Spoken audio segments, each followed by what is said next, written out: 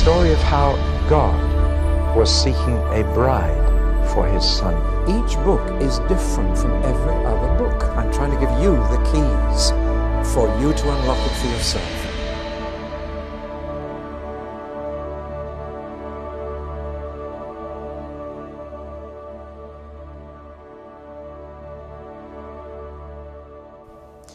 Well, let's go on with our study of Exodus. And we've got to the 5th section of it, Delivered and Drowned. I cannot resist telling you the story about the liberal preacher. You know what a liberal preacher is? That's a man who reads his Bible with a pair of scissors. And he cuts out all the miracles. And this liberal preacher was preaching about the Exodus. And he said there was no miracle. He said, at that time and in that place, the Red Sea was only 1/2 meter deep. And a lady in the congregation shouted out, "Hallelujah!" And he stopped. He said, "Why do you shout hallelujah?" She said, "The great miracle." He said, "But I've explained it. It was only 1/2 meter deep and they just waded across." He said, "What miracle?"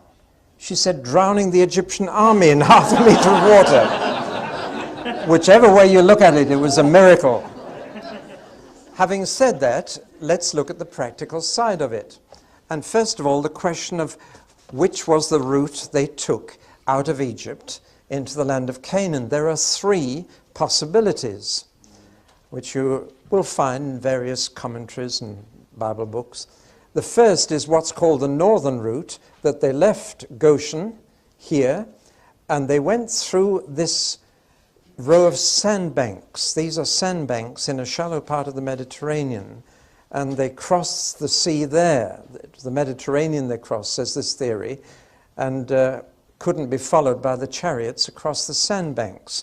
If you look at a map of Egypt, you'll find those sandbanks marked. And this is called Lake Sabonis inside. And then went on to Kadesh Barnea. That's one theory. The second theory is that they went straight across to Kadesh Barnea. That's the middle theory. But there was a line of fortresses roughly where the Suez Canal is. The Egyptian had a very strong defense line here against any invasion from the east, and they would have had to get through that line of fortresses, which is, I think, unlikely. They weren't armed and they weren't able to fight. The third possibility, which I believe is the right one, was the southern route, going down to Mount Sinai. This was where Moses had been a shepherd for 40 years. He knew this country. And it was down here that I believe he led them, and certainly Jebel Musa, as the mountain is called today, is the one in long tradition where Moses received the 10 Commandments. Sadat, the president of Egypt, wanted to build a building on top of Mount Sinai that would combine a Jewish synagogue, a Muslim mosque, and a Christian church in one building, but he was assassinated before that could happen. But all the tradition in the Middle East puts Sinai down here. But let's look at this area in greater detail, because this might explain something. The Bible doesn't say that God divided the Red Sea. What it does say is that he sent an east wind which divided the Red Sea. Now, how could an east wind divide a sea? That's the question that many have asked. Well, let's look at that area in a little more detail. The Great Bitter Lakes were actually joined up to what we call the Red Sea in the olden days, and they were joined up by a shallow sea called the Reed Sea. And in fact, the Hebrew is much more likely to be the Reed Sea than the Red Sea. Here is what we now know as the Great Bitter Lake, but in those days it was joined up through this marshy channel called the Reed Sea. The fortified line came right down to the Bitter Lake. The Israelites left Goshen and came south because Pharaoh would only let them go into the desert, thinking he could always bring them back from there.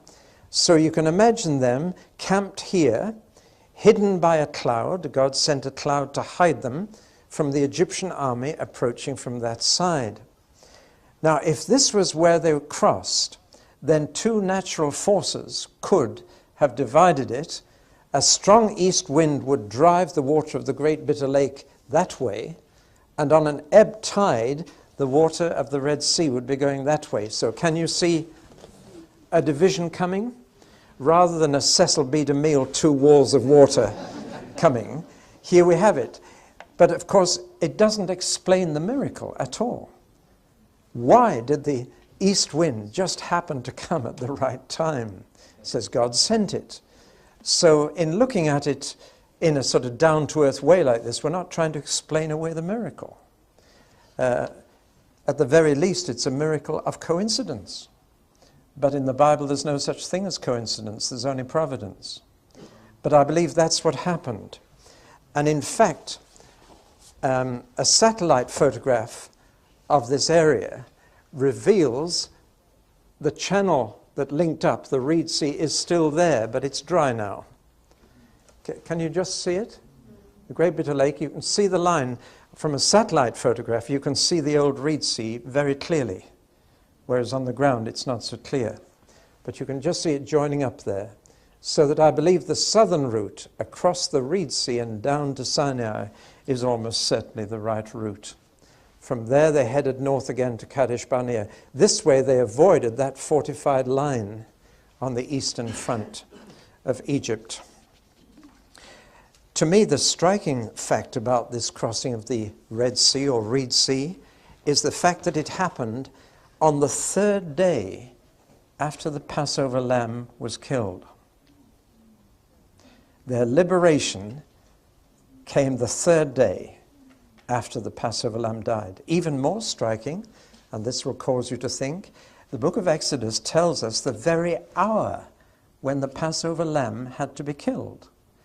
And that had to be killed in the midst of the afternoon on the day before the Passover, which is 3 p.m., the midst of the afternoon. You following me?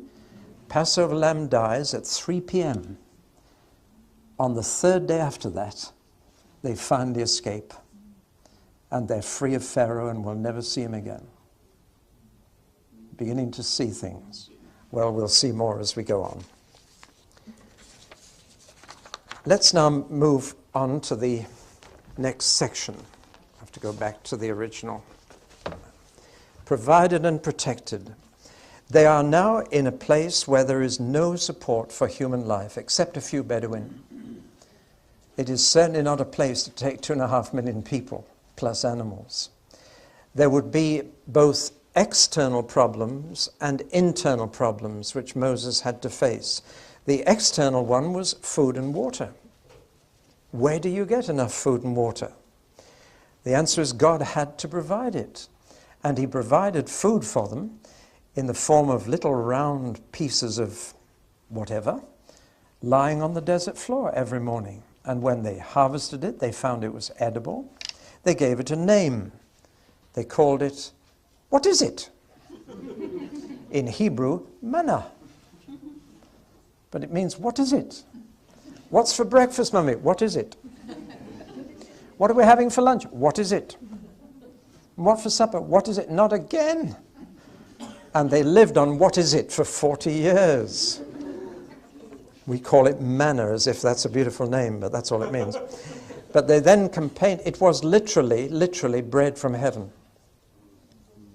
That's picked up again later in the Bible. But they lived on bread from heaven. They complained bitterly that they weren't getting any meat. They were used to a high-protein diet in Egypt, and they complained they weren't getting enough meat. Always tricky to complain to God. He sent such a flock of quails that they were lying 1.5 meters deep on the desert floor. And they ate quails until they were sick. Don't complain to God. He might give you what you want. What about water? Well, they had a real problem with water. The first oasis they came to was this place. That's a photograph of a place called Marah. And they saw water there, and they dashed to it and tried to drink it. And it was brackish and salty. It was undrinkable. But through a miracle, through Moses, it was cleansed, and they were able to drink it. But you can almost see the brackish state of the water there. That's taken at the very place. However, the next place they got to, there was fresh water, and this is a photograph of a place called Elim. And so God provided. When the water was bad, God improved it. And When it was all right, well, they didn't have a miracle, they just had water. So God provided for them and protected them. Do you realize they needed 2 million gallons a day for that number of animals and people? 2 million gallons per day. Later they would get it from rock reservoirs. To me, one of the biggest miracles of their providential journey was that their shoes never wore out. I've been in sandals climbing Mount Sinai, and it wrecked the sandals. The sharp stones of the desert of Sinai wreck shoes quickly. And it says their shoes never wore out. Now, you either have to say this is true and God did it, or you have to dismiss it all as legend. There's no in-between stage when you read statements like this. But they also had internal problems. Can you imagine that number of people camping together? I mean, sometimes it's bad enough just taking your family camping when you're all pushed together in the same tent or the same caravan. Can you imagine 2 million people? It's no wonder that one of the biggest problems Moses had was actual disputes between the people. And he had to be a judge. And they all came to Moses with their problems. Like in some large churches, everybody wants to go to the pastor with their problem. That's what was happening. Unfortunately, Moses' father-in-law was a good deal more sensible than Moses, though he was not one of God's people. And he said, you need elders. And Moses appointed 70 elders. Well, let's go back and on with the sections. We're into the second half now. And the first thing that happens in the second half are the 10 Commandments, written with God's finger on the rock, on 2 tablets of stone. Now, every time you see a picture of those 2 tablets of stone, you see the first 4 commandments on one and the next 6 on the other. It wasn't like that at all. 10 were on one and 10 were on the other. Why? Because this was a legal contract. And one copy was God's and one copy was the people's. You understand now why it was 2 tablets of stone? Because that's how it should be done. There should be 2 copies, one for each party. But since it was a covenant as well as a contract, God wrote them both. There was no bargaining went on. God said, now this is how you're to live. And he gave them 3 legal collections. One we call the 10 Commandments, or the Decalogue, which means 10 words. The second we call the Book of the Covenant, which we find in chapters 20 to 23. And then we have another book of laws in chapters 25 to 31 or 32, which are laws of worship. Now, all these make up the law of Moses and more. There are more in Deuteronomy as well. But the law is not just 10 commandments. It's a whole lot more. There are 613 rules and regulations for the way that to live right before God. But let's start with the 10 Commandments. There are 3 basic principles, or 2 that I want to mention. First of all, the principle of respect. All the 10 Commandments are based on that principle. Respect for God, respect for His name, respect for His day, and then respect for people, respect for family life, honor your father and mother, respect for life itself, don't murder, respect for marriage, don't commit adultery, respect for people's property, don't steal, respect for people's reputation, don't bear false witness. Respect, respect, respect. A healthy, holy society is built on respect. And a nationally known television comedian recently said, we intend to leave nothing sacred. And TV comedy, more than anything else, is destroying respect. Respect for the Queen, respect for authority, respect for the police, respect for the law. We can see in our society what happens when respect disappears. But God's law is based on respect. Loving God and loving your neighbor can be translated respecting God and respecting your neighbor. That's the basic principle behind God's law. It's a law of respect. And loss of respect for God leads you to idolatry, and loss of respect for people leads you into immorality and injustice. So that you can see how the law is made up. It's a good law. Most of the 10 Commandments are about acts and deeds or words. But the last of the 10 is about feelings. It's the only one about the heart. And perhaps that's why Paul once said that he kept all 9, but he couldn't manage the 10th. And the 10th one is don't be greedy. Don't want what you haven't got. That's the only one concerned with your inner life. The rest are all concerned with behavior. There's a principle about the 10 laws which the Jewish boys and girls learn on their fingers. And the principle is this: if you break one, you've broken them all. Because they belong together like a necklace. And you ladies, doesn't matter where you break a necklace, but if you break it just once, the beads are all lost. And this is a profound principle. They're not 10 separate commandments. They are the law. They're not laws. They're the law. And if you break it at any point, you have broken the law. If a policeman stops me for speeding, it's no use my saying, but I've stopped at every red traffic light this afternoon. So it doesn't matter how many laws you've kept, you've broken the law. And God says this is a whole law, a holistic law, we would say today. You break one, you've broken the lot. It's spoiled. It's in pieces if you break it at any point. Respect, you see, is a whole thing. And you can't have some respect and not others. You either are a respecting person or you're not. And you show you're not when you break one. The second principle is responsibility. And now we are brought up, I'm afraid, on psychology and sociology to believe that people are not responsible for their actions. They're even now trying to say that wickedness is due to a gene. Well, we know that original sin goes down through the genes. But the idea that some people are more wicked than others because they have a wrong gene means they're not responsible for what they do. The law of God says you are accountable, you are responsible, you have chosen to break this. And it holds us responsible before God, every one of us, to live right before God. So the two principles of respect and responsibility are written in, and therefore a third principle is also written in, the principle of retribution. There are sanctions in this law. One of them is capital punishment. The death penalty is applied to 18 different sins against God in the law of Moses. Aren't you glad you don't live under the law of Moses? Because breaking the Sabbath, death penalty. There is retribution here, there is punishment.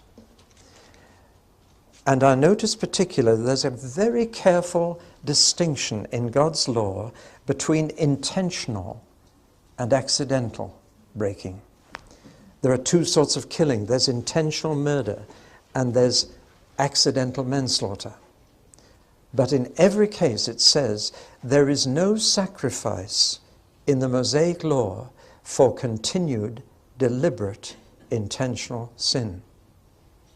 And there isn't in the New Testament either. You read the letter to the Hebrews.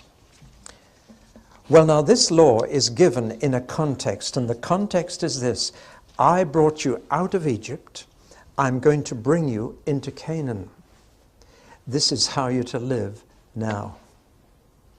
Now that's an important point. It's on the basis of what God has done for them and what he will do for them that he appeals to them to live right now. And it's the same in the New Testament, isn't it? It's on the basis of what God has done for you and what he's going to do for you that he says, now this is how I want you to live now. Without that context, the law becomes a harsh, impersonal, horrid thing. But in that context, it's a good thing. It fits. It's the response of gratitude to God's grace. Then we come to the fact that God wants to live with them. He gave the 10 Commandments at the top of Mount Sinai. Oh, let's look at Mount Sinai, perhaps. It's a fearsome mountain, and there's another picture on here that you'll know what I'm going to talk about in a moment. Forget this for the minute. There's Mount Sinai. It's an extraordinary mountain. I've climbed up it at 3 o'clock in the morning before the sun came up. I found a little girl at the top, a little Jewish girl, reading the Ten Commandments in Hebrew. And I said to her, "What's your name?" She said, "Miriam." And I said, "My, you've been here a long time." But anyway, St. Catherine's Monastery is at the foot of it. But I always wondered, when it said in the Bible, "Don't touch my holy mountain," I thought, how can you touch a mountain? It's ridiculous. Until I saw this picture. You can actually walk up to the mountain and touch it, because it rises sheer from the desert floor. Can you see that? It's like a cliff. And they had to put a fence around it, because God wanted them to realize he was a holy God. And anybody couldn't just come up and talk to God, because he's holy. And therefore he said, nobody must touch my holy mountain. So Moses sensibly erected a fence around the bottom, because you could just walk up to it. There are some people there, and you could just walk up and touch the mountain. But God was going to communicate to them his utter holiness. He said, Moses can come up, Aaron can come up, but none of you must even touch my mountain. But now God says, having given Moses the 10 Commandments up here in the middle of lightning and thunder and fire, awesome sight, God says, I want to come down and live in the camp with you. But if I do, it must be a tent that communicates my holiness. A tent that you must treat respectably, that you must treat with awe, a holy place. In fact, right in the middle of the tent will be the room where I actually live, and that will be the Holy of Holies. And so God gave them specifications for his tent. You had a glimpse of it earlier, but let's look at it again. It had to be right in the middle of the camp, and all the other tents had to be arranged around it in a special order, which we'll come to later. And immediately around it were the priests and the Levites, so that they were between the ordinary people and the holy place. And the tent itself had to be fenced off with only one entrance. And then God's tent was inside, but that had 2 rooms, and the inner room was God's room. And into that, only once a year, one man could go. Nobody else, ever. And the whole tent is just full of detail. Let's look at some quick pictures of it. The beauty of it must be breathtaking, and yet most of the beauty was hidden. Beautifully embroidered curtains and coverings, and yet they were all covered with a badger skin outer thing that would hide the beauty from the people. All they would see would be this rough outer skin, only knowing that inside were golden pieces of furniture and beautiful curtains embroidered with heavenly colors. There was blue, the color of heaven. There was red, the color of blood. Silver and gold. It was a magnificent tent with this high fence around it so that you couldn't see over, so that in a sense it was hidden. There was a mystery attached to it. And here you see some of the priests at the outer veil. Then there was another inner veil before the Holy of Holies. Well, let's go inside and sort of see inside. Here you have the outer room, the kind of vestibule, the anteroom of God's palace, if you like. And here there were the table of the showbread, the 7-branch candlestick, another little altar. In fact, let's go back to the other one. You see, if you wanted, even the priests approaching God had to come to an altar first and offer a sacrifice, kill an animal and burn it. Then they moved on to a great big basin to wash themselves clean. The whole thing is saying, if you're going to come to God, you'll have to have a sacrifice first, and then you'll need to be clean. It's full of meaning, this, isn't it? In fact, God said, this is a copy of where I live in heaven. This is just a replica of the real thing. So there's the anteroom, and finally in the Holy of Holies, one piece of furniture of shittim wood covered with gold, the mercy seat. the cherubs inside some manna. They never saw it. Even when this tent was dismantled and moved somewhere else, this was covered up. And the tent had to be carried by special people, and the ordinary people had to keep 1,000 paces away from it until it was erected again. The first thing, erect God's temple, tent, then you could put your own up at the proper place around it. It all spoke of God's holiness, and yet it also spoke of a holy God who was willing to live in the midst of his people. Amazing. We have perhaps lost something of the awe and the reverence that is needed with a holy God. We've got too pally with him. We need to remember he's holy.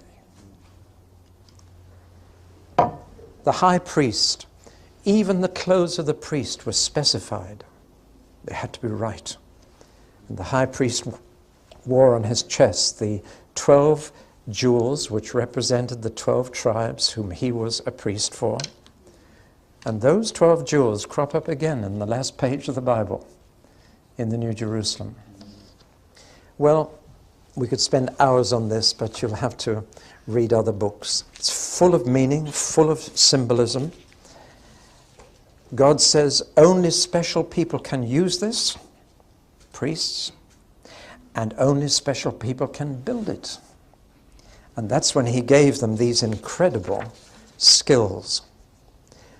You'd have thought all that would really bring home to the people God's utter holiness. But while Moses was up the mountain, you know what happened. Aaron stayed down this time, and the people came to Aaron and said, Moses is a long time up there. I don't think he's coming back. We want a God down here. And so Aaron said, give me your gold. And they gave gold. And Aaron told Moses later, I put it all in a melting pot, and out came this. I mean, if you're going to have an excuse, you can think of a better one than that. But that's what he had the bare face to say to Moses. I just put the gold in, and look what came out. Now, of course, that photograph is of an Egyptian god. I told you about the bulls and the calves, a symbol of fertility. And the bull is a very common symbol. I'm told there's a golden bull like that outside the European Stock Exchange in Frankfurt-on-Main. It's a symbol of wealth and fertility, prosperity. And this came out, said Aaron. And because idolatry leads to immorality, because the loss of respect for God leads to the loss of respect for people, they had a wild orgy. Well, you know the story. It's a sordid bit. And when Moses came down and saw what was going on, he broke both copies of the law and smashed them. He was only symbolizing what they were doing. They'd smashed it already. And he said, how could you do this? And then he went back up the mountain. He said, God, I'm fed up with them. And God said, so am I.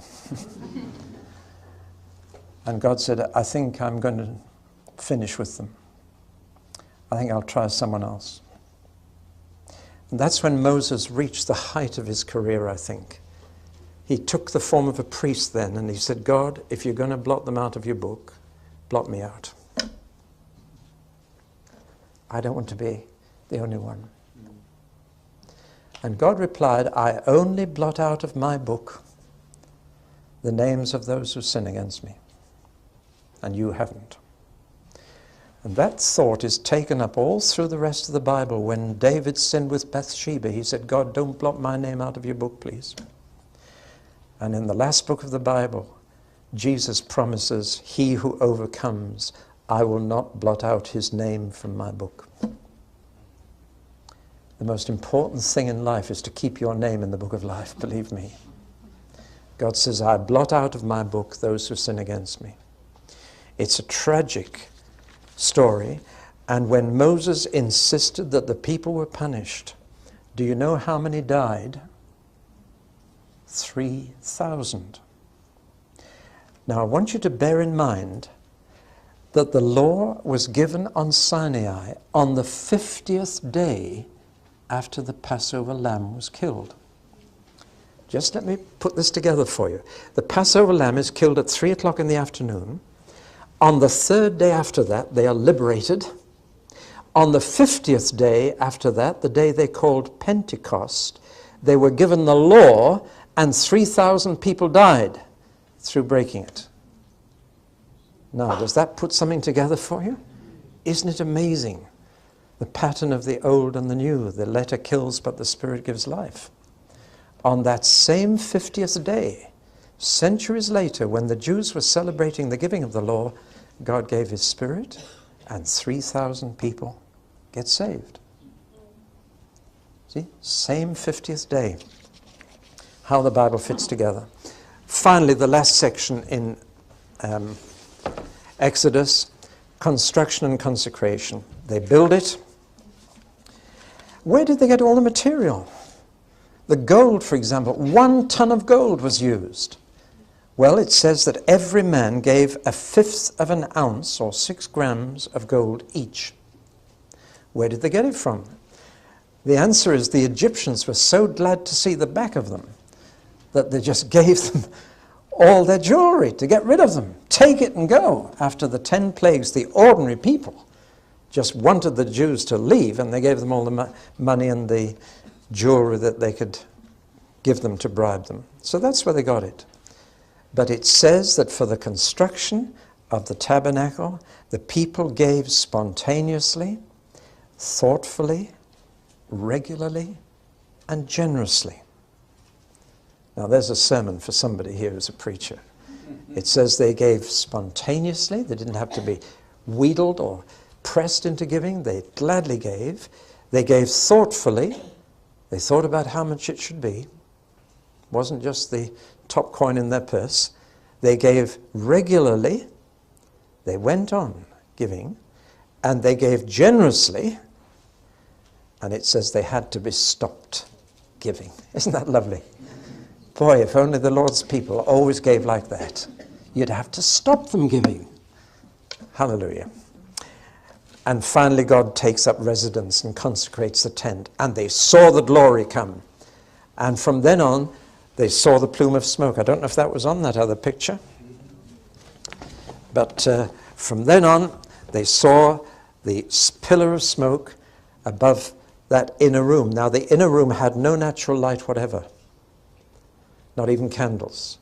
But it was ablaze with light. The glory of the Lord. And when they saw that move, they had to move. And when it stopped, they camped. Well now, I've got just under 10 minutes left in this talk. What's the Christian use of the book of Exodus? Well, it's the same God. He hasn't changed. The God of Exodus is our God, and we are His people. He has not changed, and He deals with us in the same way as He did with them. That's why many of the words in Exodus are used again in the New Testament. Words like law, covenant, blood, lamb, Passover, Exodus, leaven. All these words in the New Testament get their meaning from the book of Exodus. So we need to know this book. And yet it's different. We are not under the law of Moses. We are under the law of Christ. That's very, very important. Otherwise, I'm breaking the law of Moses now, because he said you mustn't wear clothes of mixed material. It must be pure wool or pure cotton. I'm breaking the law of Moses. But I'm not under the law of Moses. I'm under the law of Christ. Now, in many ways, that's harder, and in other ways, it's easier. But the first way that Christians apply the book of Exodus is to apply it to Christ and see Christ in this book. Search the scriptures, he said, for they bear witness of me. Now, the Exodus is central to the Old Testament. All the books after Exodus look back to Exodus as the redemption on which everything else is based. The cross is central to the New Testament. In what way is the Exodus connected to the cross? Well, 6 months before he died on the cross, Jesus was on top of Mount Hermon, that snow-capped mountain at the north of Israel, 4,000 feet high. And he talked with Moses. And Luke's gospel tells us what they talked about. I wonder if you've ever noticed what they talked about. It says they talked about the exodus which Jesus was about to accomplish in Jerusalem. Isn't that amazing? Moses and Jesus talking about the exodus that Jesus was going to accomplish. That gives us a clue. Jesus, of course, died at 3 o'clock in the afternoon, at the very minute when thousands of Passover lambs were being slaughtered. That's why Paul says, Christ, our Passover, has been sacrificed for us. It's all there, so the angel of death can pass over. He rose from the dead on the third day after it, and it's his resurrection that liberates us from death. He is the bread from heaven. New Testament says he is the rock from which Moses drew the water for the children of Israel. John in his gospel says the Word became flesh and tabernacled among us. What an interesting word to use. Literally, and pitched his tent among us. For the tabernacle to us is Jesus, God dwelling in the midst of people. So we understand Christ much better now. And he said, I didn't come to destroy the law, but to fulfill it. So we apply the book of Exodus not only to Christ, but to Christians. For example, crossing the Red Sea prefigures baptism. Paul says, the children of Israel were baptized into Moses in the Red Sea. And you've been baptized into Christ. What crossing the Red Sea was for them, your baptism is for you. Did you ever see that link? Amazing link. We too have a Passover meal regularly. For the Lord's Supper is simply a Passover. I went to a synagogue in northwest London, Finchley, and I was the honored guest and sat next to the rabbi for the Passover meal. Wonderful privilege. And he took bread and he broke it, gave thanks for it and gave it to the people. And then he took a cup of wine and he gave thanks and he passed it to the people. And then he happened to look at me and he said, this is not communion. He saw on my face what I was doing, what it meant to me. Because this was my Passover meal. See, I was remembering the setting free, the liberation of Christ. And Paul says, rise and keep the festival, but not with the leaven of malice and wickedness. There's an equivalent of unleavened bread in the Christian life. Leaven in the New Testament is usually a picture of malice and evil and bad thinking. And there's a festival we have to keep without the leaven. But we also have a law to keep. In many ways, the law of Christ is much harder than the law of Moses. The law of Moses says, don't kill anybody. Well, I haven't done that to my knowledge. Have you ever wished anybody dead, says Jesus? Law of Moses says, don't commit adultery. Well, I haven't done that, but the law of Christ says, have you ever thought about it? Much harder to keep the law of Christ than the law of Moses. I'd rather try and keep the law of Moses any day, wouldn't you? And yet it's much easier, because we don't need a lot of priests and a lot of ritual and a lot of special buildings. As one dear Scottish lady said, when I want to enter the Holy of Holies, I just throw my apron over my head. And we enter right into the Holy of Holies. Whenever you pray, you can enter the holiest place of all, unhindered, in the name of Jesus. There's a big difference then between the new covenant and the old. Under the law given at Pentecost, 3,000 die. Under the Spirit given at Pentecost, 3,000 live. I'd rather have the Spirit than the law. And the Spirit writes the law inside. But there is still a future deliverance for Christians equivalent to the Exodus. If you read the book of Revelation, you'll find the plagues of Pharaoh are going to happen all over again. There is an astonishing correlation between the plagues at the end of history and the plagues of Pharaoh. And those who remain faithful to Jesus will come through all that and be victorious And do you know what the book of Revelation says? That the martyrs and those who have overcome all the pressures of persecution outside and temptation inside, they will sing the song of Moses. In heaven you'll hear the song of Moses. And if you go back to Exodus in chapter 15, the first song recorded in the Bible is a song composed by Miriam to celebrate the drowning of the Egyptians in the Red Sea. And when all this world's troubles are over and we are safe in glory, we can then sing the song of Moses. We shall have had a double exodus, both the exodus of the cross, which has happened already, and the escape from all the trouble that's coming through Jesus Christ our Lord.